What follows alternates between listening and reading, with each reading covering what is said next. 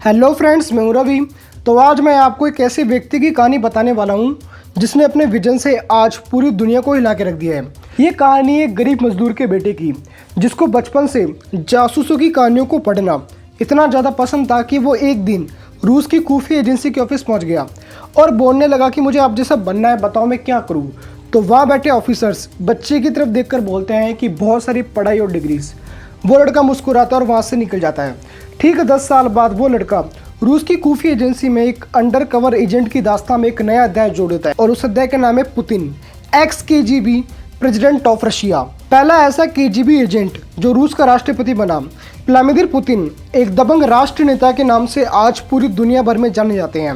Vladimir Putin ने 24 फरवरी साल 2022 को यूक्रेन पर हमला कर उसके 2 टुकड़े करके आज पूरी दुनिया को हिला के रख दिया है। आखिर किन कारणों की वजह से रूस ने यूक्रेन पर हमला किया है, इसके बारे में मैं आपको डिटेल में बताऊंगा, लेकिन साथ में मैं आपको पुतिन के जीवन से जुड़ी कुछ ऐसी बातें बताने वाला हूं जिनको सुनकर आपके भी होश उड़ जाएंगे। तो बिना किसी देरी के आज की इस वीडियो को शुरू करते हैं। व्लादिमीर पुतिन का जन्म 7 अक्टूबर सन 1952 को रूस के लेनिनग्राद में हुआ। उनके पिता फैक्ट्री में मजदूरी किया करते थे। पुतिन को बचपन से जासूसों की कहानियों को पढ़ना इतना ज़्यादा पसंद था कि वो एक दिन रूस की खुफिया एजेंसी के ऑफिस पहुंच गए और बोले कि मुझे आप जैसा बनना है, बताओ मैं क्या करूं। तो वहाँ बैठे ऑफिसर्स बच्चे की तरफ देखकर बोलते हैं कि या तो तुम फौज में जाओ या फिर पहले अपनी पढ़ाई को पूरी करो। जिसके बाद पुतिन ने अपनी पढ़ाई पूरी की और लॉ में डिग्री ली, जिसके बाद उन्हें सीक्रेट एजेंसी में काम मिला। और 23 की उम्र में साल 1975 में पुतिन ने KGB यानी रूस की खुफिया एजेंसी को ज्वाइन कर लिया। वहाँ वो खुफिया अधिकारियों की नज़र में आए। KGB में एक बड़े अफसर बने। जर्मनी में जासूस रहे 5 साल 1985 से लेकर 1990 के बीच, और फिर 1990 में बर्लिन की दीवार गिरा दी गई, जिससे पूरा जर्मनी एक हो गया और पुतिन वापस मॉस्को आ गए। और यहाँ से शुरू हुआ पुतिन के जीवन का स्टेप नंबर 2, जब पुतिन ने अपनी आंखों से रूस के टुकड़े होते हुए देखे।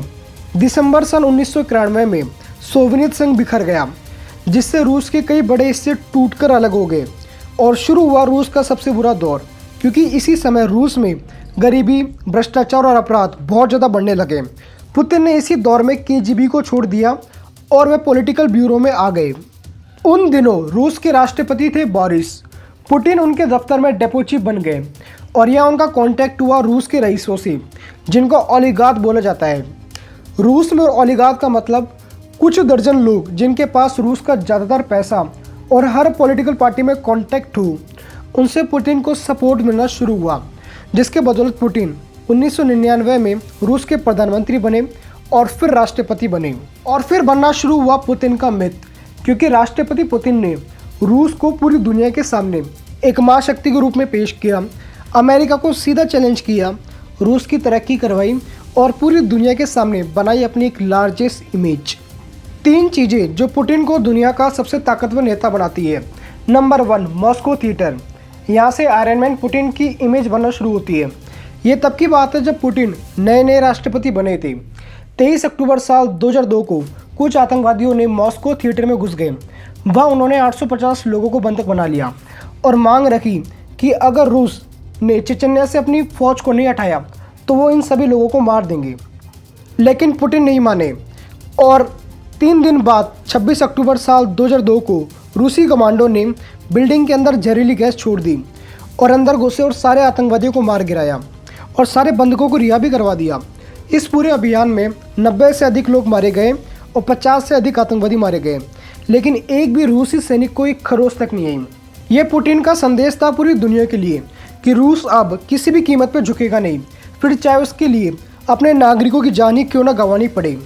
और इस घटना ने पुतिन को दुनिया के सामने एक ताकतवर नेता के रूप में पेश किया। नंबर 2, अब बात करते हैं पुतिन के नेटवर्थ और उनके घर के बारे में। तो फॉर्च्यून मैगजीन के अकॉर्डिंग पुतिन की कुल नेटवर्थ $26 बिलियन है। उनके पास 20 आलीशान घर हैं, साथ में 58 एयरक्राफ्ट, 15 हेलीकॉप्टर, 700 अल्ट्रा लग्जरी कारों का कलेक्शन भी मौजूद है। नंबर 3, यूक्रेन तो बहाना है, पुतिन को तो पूरा सोवियत संघ वापस बनाना है।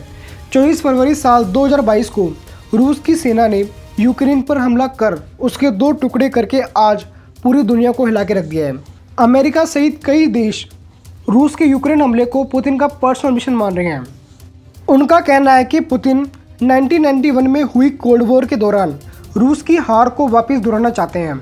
लेकिन दोस्तों ऐसा इस बार बिल्कुल नहीं होने वाला, क्योंकि अमेरिका और नाटो के 30 देश यूक्रेन में रूस की सेना को रोकने की हिम्मत तक नहीं जुटा पाए।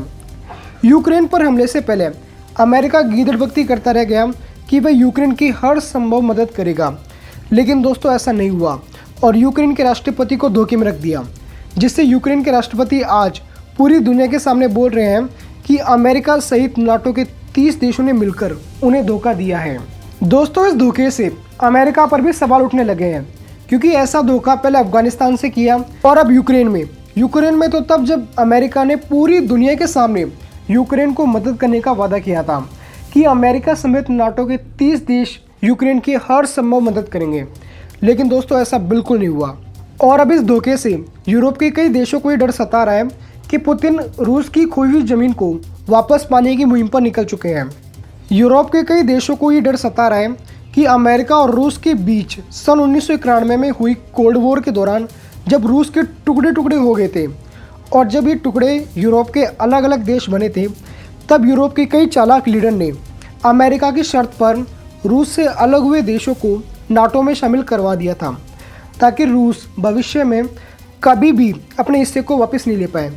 लेकिन अमेरिका ये भूल गया था कि जब रूस के टुकड़े टुकड़े हो रहे थे, तब उन टुकड़ों का दर्द एक अंडरकवर एजेंट के दिल में ऐसा टूटा कि वो एजेंट पुतिन एक दिन रूस का राष्ट्रपति बन गया। और आज पुतिन का मिशन रूस से अलग हुए हिस्सों को वापस करना है। पुतिन कई बार पूरी दुनिया के सामने ये कह चुके हैं कि वो आने वाले समय में रूस से अलग हुए हिस्सों को वापस करने वाले हैं। तो क्या यूक्रेन पुतिन के एक बड़े मुहिम का एक छोटा सा हिस्सा है? क्या पुतिन रूस से अलग हुए हिस्सों के लिए अमेरिका और नाटो के 30 देशों से सीधा भिड़ जाएंगे?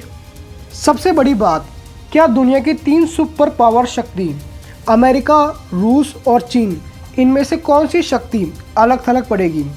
क्योंकि मेरा मानना है कि जो भी अलग थलग पड़ेगा वो सुपर पावर खिला ही नहीं सकता। और आज की तारीख में अलग थलग पड़ जाने वाला अगर कोई देश है तो वो है अमेरिका, क्योंकि अफगानिस्तान और यूक्रेन में अमेरिका की हार इसका सबसे बड़ा सबूत है कि अब अमेरिका सुपर पावर नहीं रहा। अमेरिका अपने मीडिया प्रोपेगेंडा से कुछ भी मैसेज फैला ले, लेकिन चीन और रूस ज़मीन पर पूरी ताकत से स्ट्रॉन्ग खड़े हैं। तो आज की इन सिचुएशन को देखकर तो यही लगता है कि वर्ल्ड वॉर 3 होगा ही नहीं, क्योंकि अगर हुआ तो अमेरिका उसमें हार जाएगा चीन और रूस का सामना करते हुए। तो दोस्तों इन सबको तो देखकर यही लग रहा है कि पुतिन एक एक करके उन देशों को भी रूस से जोड़ लेंगे जो कभी रूस का हिस्सा हुआ करते थे, लेकिन आज नाटो का हिस्सा है।